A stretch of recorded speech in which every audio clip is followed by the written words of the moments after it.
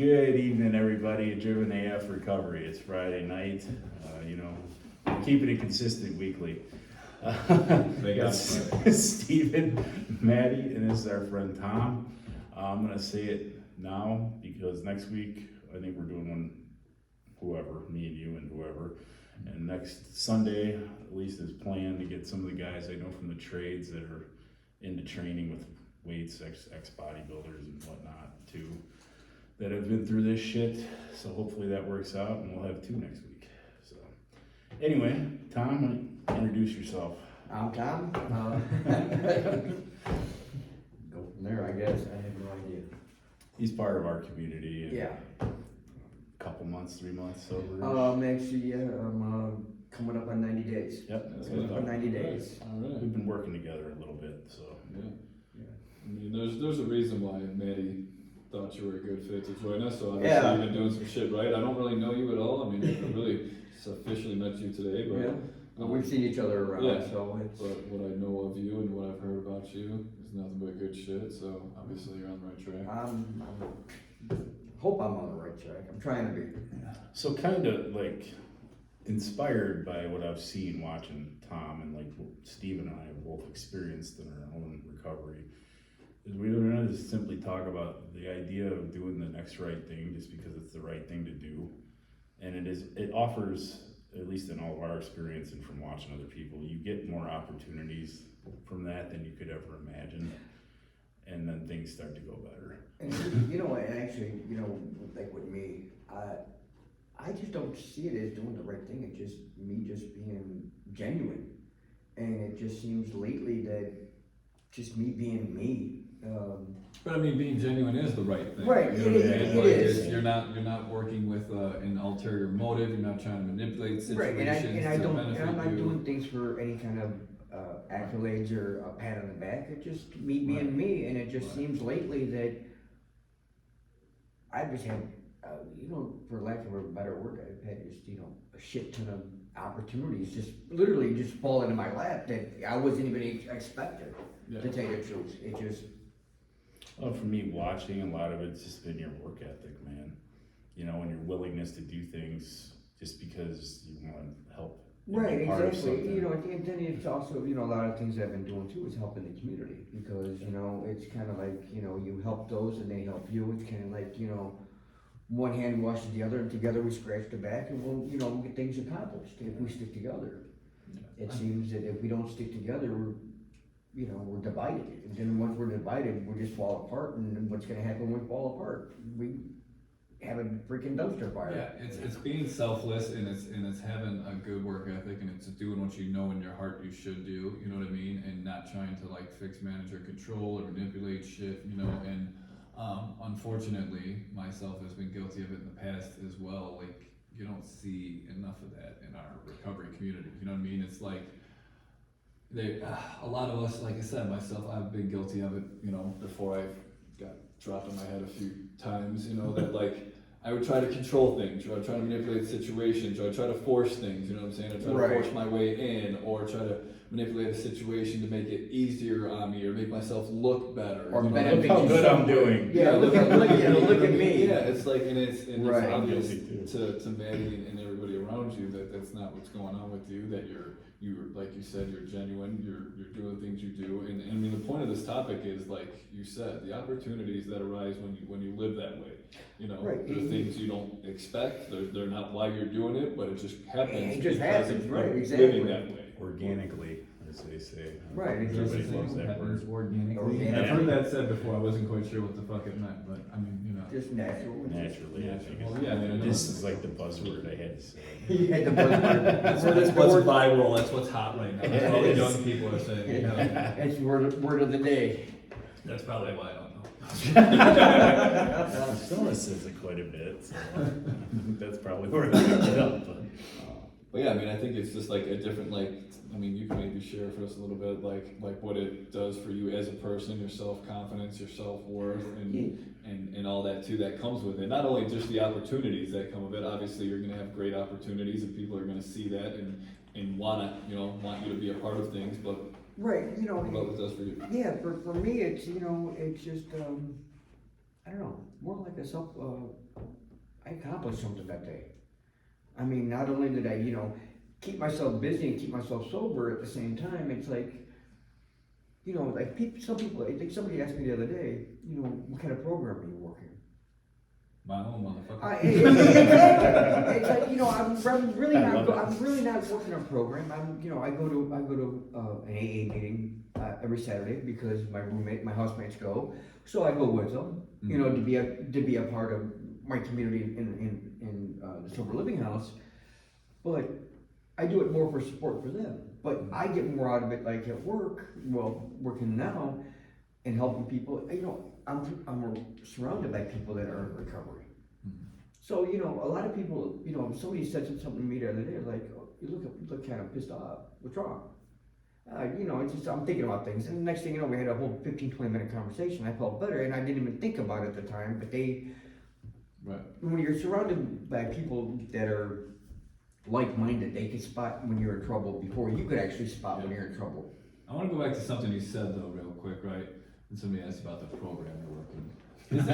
Isn't a way of life kind of like a program you're working? I mean, what do you guys fucking think? I don't know. I've been asked that all the time, and I know what they're asking. They're asking if I'm AA or NA or Smart Recovery or what. You know what? And I get it, but like my thought behind like what does working a program actually mean? Like I'm trying to live differently than I did when I was in active addiction. I'm trying to address my character defects, my faults, and trying to be a better fucking human being. But it's also recognizing what your defaults are and what your bad habits are. Yeah, what you need work on. Right. If you could spot that and like Matty says, flip the script, and just turn what you used to do and turn it the opposite direction. Right, isn't that working a program? It's working a program, but it's just because you don't follow it to a T. Just because just because you're not doing like step 3 or step 5 or step 12 or what have you. Right. Because let's be real. Some days you might want to work a step 12 and give back to community help, and then other days you might be in another completely different step, and that day. So I mean, going step by step by step. I mean, it might work for some people, but realistically, it just never really worked for Just me. living it the way it naturally comes. Right. That's kind of what like I was getting at with it. It's like to me, it's more about like what my program is, what it looks like for me is like I said, like just living a certain way and holding myself to a standard that I never would have even dreamed of before, and trying to stay connected with guys and girls in recovery and try to help out and give back. But it's also about being honest with yourself, and then just being honest about everything and being genuine, just being your true self. I mean, honestly, some people look at you and be like, oh, you're too much of a pushover, you're this, you're that. I don't care what people think about me. I am who I am. If either you take me for who I am, or you don't. It's one of the fucking two. I think it's a good sign that somebody's working a program is that like if like kind of like back to what our original topic was, like if you're just doing things because it's the right thing to do and you're being genuine and you have military motive, you're not trying to force or manipulate shit. I think that's a pretty good sign that somebody's working on some shit. If it's the guys like us, that come from the kind of shit we used to do. Right. Yeah. That's like a good fucking point.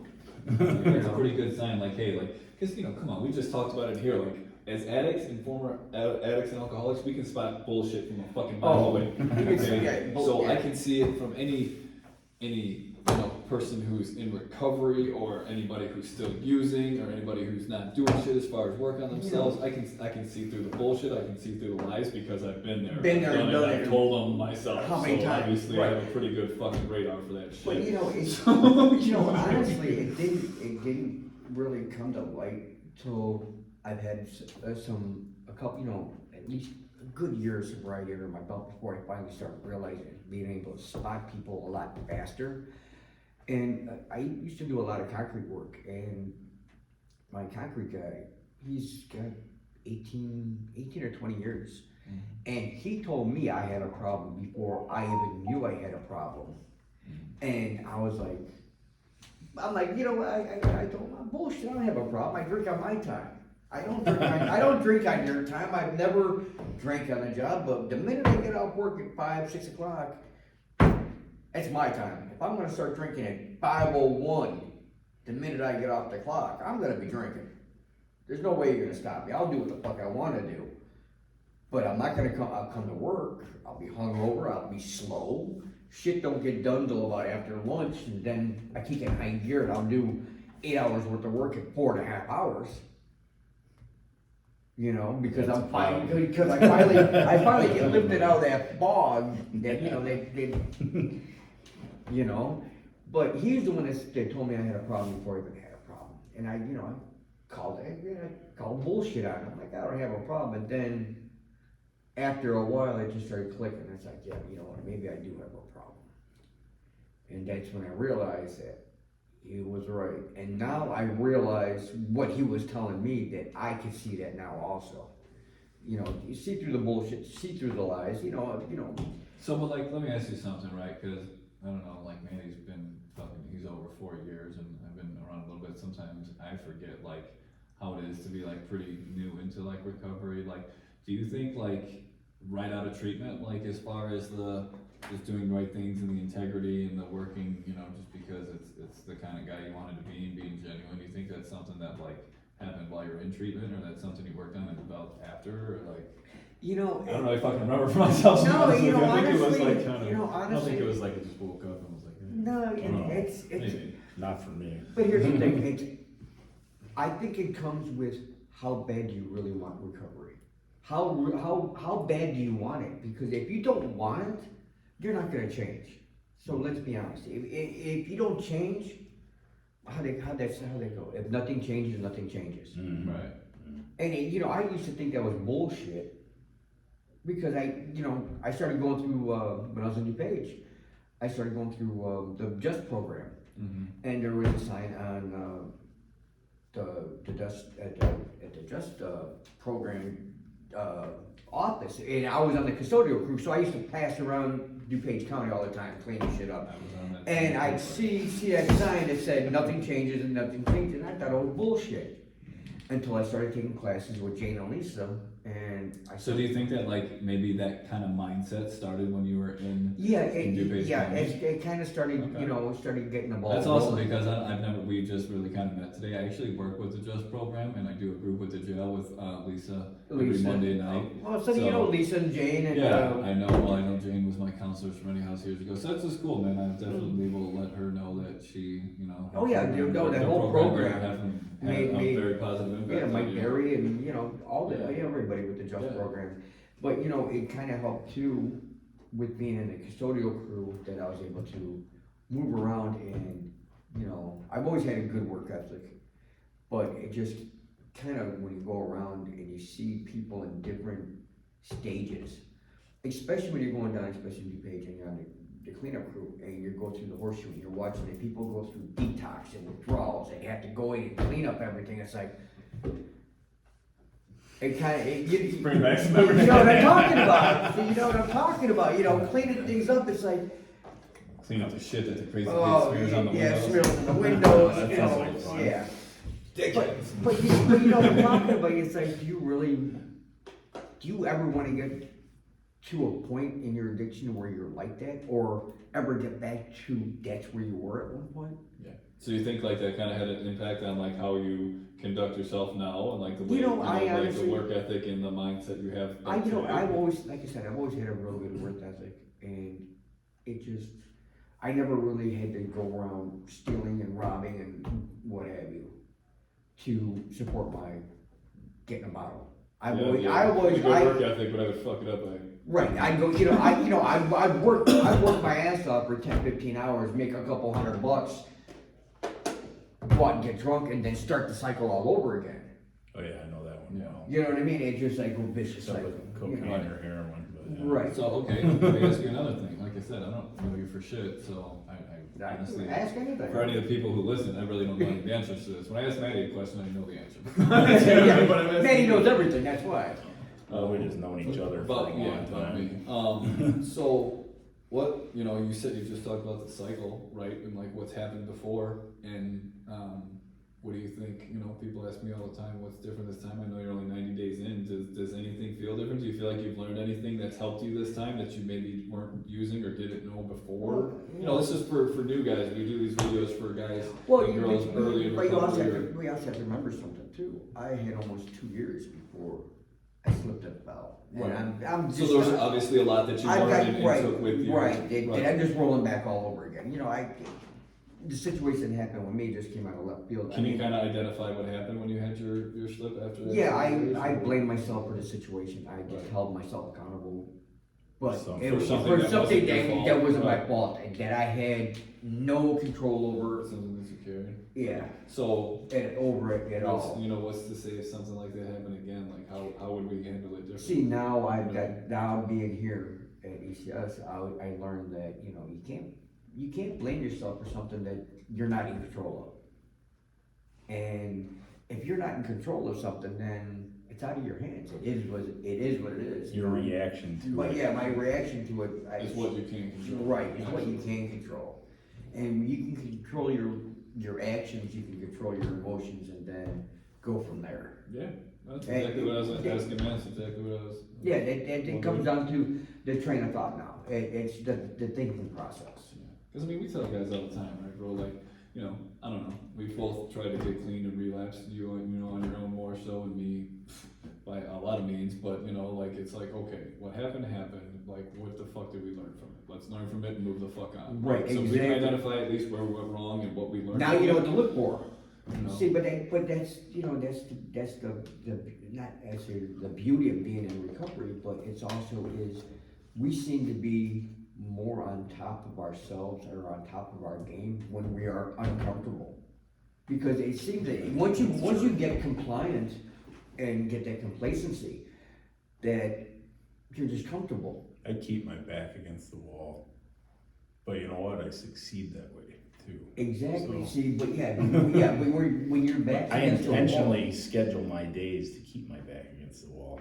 Right. So I mean, if we're uncomfortable, that's when we're on point. We're on top of our game, because it seems like the minute that you feel comfortable in a situation, if something come back and bite you in the ass, and you're back to square one again, or you're just like you're knocked back a couple of pegs, and you might not go out and relapse, but you're knocked back, and you're like, That's a good way to put it. Comfort lulls you to sleep.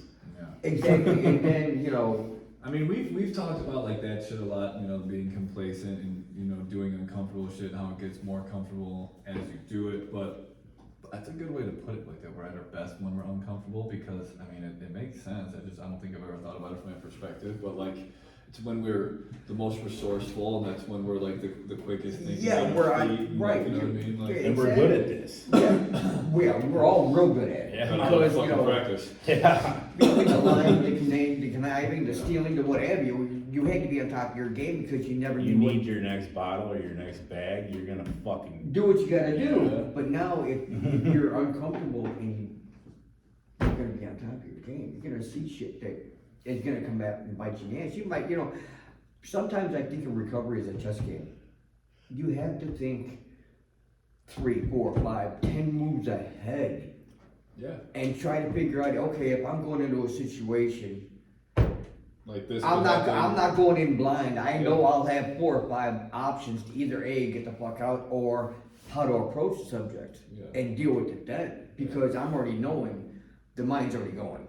And once you keep thinking about things, okay, you know, This is a little off the topic, but I mean, this all boils down to like, I think addicts and alcoholics in recovery, our self-awareness is fucking far more on point than the average person. yeah. But it has to be. I was just gonna say that. But it also because makes you pretty fucking good at some things, because you know you can't afford to let yourself slip off.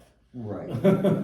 But you know, but then again too, it comes right back to doing the right thing, because as long as you're on point on your recovery and you're doing the right thing by being on point, you're doing the right thing, no matter what. That's like the whole program thing we talked about too. Like mine's like 3 a.m. to 9 p.m. damn near every day.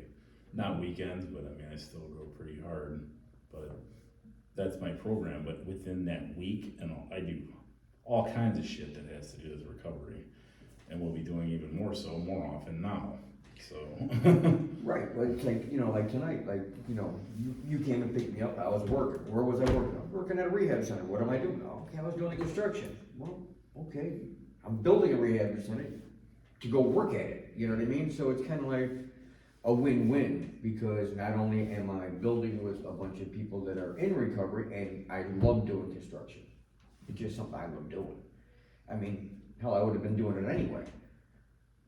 You're building a facility that's gonna help another 13 guys every 28 days, Right, hopefully. yeah, you know. yeah, and hopefully they'll be coming through alumni, and our alumni community will grow bigger and bigger. You know, and that's what, you know, I actually look forward, you know, most guys some guys, you know, you talk, oh, you know, it's like they gotta go to alumni, like it's a fucking chore.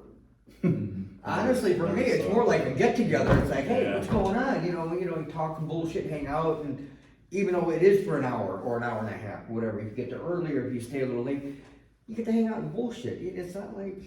Yeah, I think you made a really good point though. I know we can kind of backtrack into about like it's kind of like chess, right? Like it's kind of like you said before about like the self-awareness. Like to me, like that's how we have to be, man. Like if you're serious about recovery and you're serious about making changes and you really want to give yourself the best chance, you kind of have to like play chess with this shit, you know what I mean? You have to know 4 or 5 moves ahead, or you know, like what you're gonna do, like kind of what you said, like okay, like you've talked to me about this a lot before, like running through in my head different scenarios before they even play out, like what am I gonna do if this happens, or what am I gonna do if I'm in this situation, or what am I gonna do if Exactly. she says this or he says this, or you know what I mean, like What's my reaction gonna be, or what's my response right, gonna I mean, be? and you kind of think things through. Well, okay, if I do this, then this is going to happen. If I don't do this, then This- it's not going this- to happen, or this is going to happen. But you know what I then, mean? Like, if this and this happens, this will happen. right, and I mean, I think that can kind of drive some people nuts, and it kind of can be like mentally taxing. I think but- that fucking way all the time anyway. Yeah. I think I did drugs a lot of it, partially, some of the time, with this fucking slow that shit Just down. slow But if you start thinking about certain situations as chess, and you're thinking 4 or 5 moves ahead, now you're thinking ahead. Now that you're thinking, now you're aware of what's gonna happen. So now you're gonna be uncomfortable because you don't know what's to be expected. Well, yeah. But one way or the other, you're gonna be able to handle the situation. That was my point. Is that like if you're that way mentally, like it's like you're expecting the unexpected. You know what I mean? Exactly, Like you you're know, prepared for it, no matter what happens, know, no it's- matter how it goes. Like you've already kind of thought about that being a possibility. Yeah. As something, and you're somewhat mentally prepared for it, even if it's something like catastrophic that you can't really prepare for, you know what I mean? But it's like it's something that's crossed your mind, and you've already thought about if the potential of this thing happening, how you could deal with it if it But did. then again, too, it's always in the back of my mind is if I don't stay on top of my shit, I'm gonna go sideways quick and just lose everything that I just gained and have to rebuild again. And let's be honest, we can only rebuild so many times before you finally just say fuck it and Give up. either one of 2 things Well, are gonna that's the happen. same difference. It's either you're gonna just say fuck it and succeed and blast and go balls out and go to the balls up and take care of the situation and do what you gotta do, or you're gonna fall off so far down that you're just gonna eventually just either end up in an institution, in jail, or dead. Those are your 3 options. Those are the 3 things. Those, and it sounds stupid, but it's the truth. I gotta get it out of my head, but all I can think of is Denzel Washington training day going, this is chestnut checkers, motherfucker. Yeah, exactly. Or that's good too. That movie's phenomenal. Oh, there's that too. It's full of one-liners, It man. is. It's a great movie. Yeah, but it's the Oh, truth. I think our camera just. Whatever. Because we got a little rough with the table. It's all Continue. right. I mean, I don't know about you guys. but High class here. I think I don't know. That's about all I got on this topic. I don't know about you, Yeah, Tom. I mean, Matty? I think we covered. Any closing thoughts on this? Good, maybe. I don't know, in my mind, I think just be authentic and do things because they are the right thing to do. Yeah. And you'll be very fucking surprised where you find yourself in a few months or 6 months or a year or a couple of years. Like, you follow the right path, the sky is the limit, really, wherever you decide to fucking. I love that you just used that word. Corby would slap us if we did this whole video without mentioning that word authentic, and he was talking about genuine. Didn't we use it already? Authentic? Maybe No, not. we use genuine, we use genuine. true, be That's honest, like- but you're not right. authentic. I Authentic. definitely don't want That's Corby slapping me. Yeah. Not crazy that. No, you're a strong motherfucker, Corby, if you're watching, right? Nobody wants He to picked get my ass up like I was a fucking baby. But that's something that Corby, that I learned from Corby in the groups is, you know, rigorous authenticity, man, is how you're gonna like get where you're trying to go. Obviously, do the uncomfortable work, you know, and let go of the Right, outcome. but you know, but it- it starts now- with being authentic, man, and it's genuine. What do you want to call it? Genuine, Genuine, authentic, fucking natural, whatever, you know, you be your Wood. true self. Yeah, But you know, it comes down to, it's something that even Brooke said that one time, because he was my counselor here, and he had said, you could be the smartest guy in the room and not get it, and the dumbest one will. And basically, what he said was, you know, Einstein didn't get it, but Bozo did. And it kind of makes sense, it really does, if you look at it from that perspective, it's like, you can be dumb as a box of rocks, and then that light bulb, you'll have that aha moment, like, Enlightenment doesn't necessarily equal intelligence. no, definitely. no, and I've heard, you know, honestly, I've heard some of the smartest things come out of the, I wouldn't say. People you wouldn't Yeah, expect. people you would not expect. Let's just call it like it is. I've learned a lot from some really dumb Motherfuckers, yeah, exactly. I'm not saying I'm the most intelligent, Oh, but I've learned a oh, lot I'm from by people who I looked far. at and I was like, this motherfucker's an idiot. And then I would stop judging for a second, listen to what the fuck they were saying. And it like, made sense, yeah. yeah. Like, wow, I should just shut the fuck up and listen instead of judging people. Exactly. I love that old philosophical quote. I think it's Plato, but I'm not sure. So correct me if I'm wrong in the comments. I welcome it. But the only thing that I know is I don't know anything, or I know nothing. I mean, I think I say it is I don't know shit about shit, but same difference. No, what's that girl? Brooke says I don't know shit about fuck. Yeah, that's from the girl from the Ozarks. Thanks, She Brooke. said- Yeah, that was Is Brooke. that from Ozark? Yeah, it's from the Ozarks, yeah, I forget her name, but yeah, she said that, yeah. I should have known that. I watched that with Bobby. But, Yeah. Anyway, before we close, I don't know if Again. all of our viewers know, congratulations again, my brother. 4 years. Congratulations. No, not on 4 years, man. Oh, You yeah, had for- 4 years. Yeah, I got Yeah, it's a a couple couple months ago, about the CDAC. Matty is now a certified alcohol and drug counselor, as according to the state of Illinois. So Damn near passed him with flying, well, he did pass He aced the motherfucker too. 93 out of 100. Well, I guess that we've all been to college for a while. I'm Yeah. just saying that. I was on like a fucking 15-year scholarship. Yeah, exactly. I should know a lot about it, but you know, still was a good learning You got a experience. master's in bullshitology. I'm looking forward to, you know, been doing groups for a long time with you and Yeah. see what one-on-one counseling's like. I'm Yeah. excited to just get started. Yeah. So. It's a new chapter. And I'm on another, you know, because I'm not stopping the other stuff I was doing. I'm just adding this. I'm doing that. I'm a fucking lunatic, but you know. Okay, right. But thank you. You know, and oddly enough, you two guys were the only two that texted me before I texted out. Yeah. Yeah. So. I think I I woke up that morning, I don't know, sorry, I- I woke up and I was like, wait, today's the 18th. Yeah. I was like, that motherfucker's taking his test. You- I said the only same two. thing. It was like, I woke up at like 6 and then I was sitting there watching the news and they said the date. It actually and might I'm have been like, at like 1 o'clock in the morning when I was still up, I don't remember. when. no, I said, I think it was like 6:30 when I said that. I think it was like 6:30 because I was having a coffee watching the news and I'm like, oh shit, today's Wednesday, man, he's got his day. I'm all this. I grabbed my phone. I still kind of keep tweaker hours, so sometimes I'm up until 6 o'clock. No, you know, it's funny is I keep farmer hours these Yeah, days. exactly. So. I'm up at 4:30, 5 o'clock in the morning, and it's like, okay, I'll stay up till 12, 1 o'clock, and then I'm 4 hours of sleep, but then it really doesn't catch up to me till like Sunday. Yeah, Sunday that's I'll what I sleep, roll. Sunday I'll go to bed at like 8 Eventually o'clock. it's gonna hit and I'm just fucking Done. Yeah, over and done. Well, alright guys. Well, that's it, you know, feel free to comment, let us know what you think. Oh, I don't sure know what we they can say on comments. that, like, subscribe, share, ring the bell bullshit, but if it, more importantly, if it could help somebody, please share it.